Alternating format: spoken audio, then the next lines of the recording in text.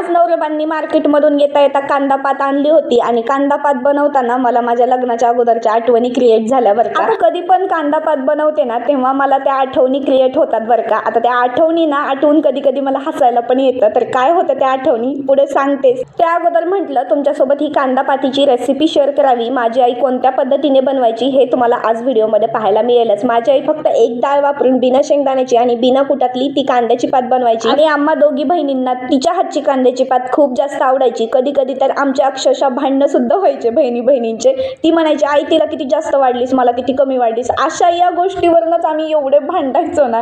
खरंच त्या आठवणी खूपच छान होत्या लग्ना अगोदरच्या. खरंच तुमचं पण बहिणींचं कधी असं होत होतं का? कोणत्या गोष्टीवरून भांडण मला नक्कीच कमेंट करून सांगा. आता असं वाटतंय एका भाजीवरून आम्ही एवढ्या दोघी जणी भांडायचो आणि आता आमची भेट होत नाही. 2-2 वर्ष भेटीसाठी तरसतो आम्ही. तर असो जाऊ द्या, आठवणी त्या आठवणीच राहतील. आता काही ते प्रत्यक्षात होणार नाही कधी, कारण ती तिच्या संसारात गुंतली, मी माझ्या संसारात गुंतली. भांडायचं तर सोडा, पण आता भेटी सुद्धा होत नाहीत. तर चला असो, इथे नवरबांनी कांद्याची पात आणली होती. ती तुमच्यासोबत रेसिपी शेअर करायची होती, पण बोलण्याच्या नादात रेसिपीच राहून गेली. तर रेसिपी तुम्हाला थोडक्यात सांगते. तेलामध्ये जिरे मोहरी टाकली, बारीक चिरलेला लसूण टाकला आणि पातीचा जो कांदा असतो ना तो सुद्धा बारीक चिरून टाकला.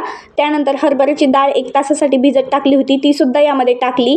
1-2 मिनिटं त्या डाळीला चांगलं परतून घेतल्यानंतर घरचेच हळद मीठ आणि काही मसाले घालून घेतले. मसाले घालून घेतल्यानंतर परत वाफवून घेतलं पाती. माझी आई पण अशीच बनवायची, बिना शेंगदाण्याची आणि बिना कुटात. पातीची भाजी तर झाली, पण या गोष्टीचं वाईट वाटतंय की बहीण भांडायला सोबत नाही. आता भाजी मला एकटीलाच खाऊन घ्यावी लागणार आहे. तर चला, तुम्हाला ही भाजीची रेसिपी कशी वाटली नक्की कमेंट करून सांगा. आवडली असेल तर जाता लाईक शेअर आणि सबस्क्राईब नक्की करा. भेटते पुढच्या रेसिपी सोबत. धन्यवाद.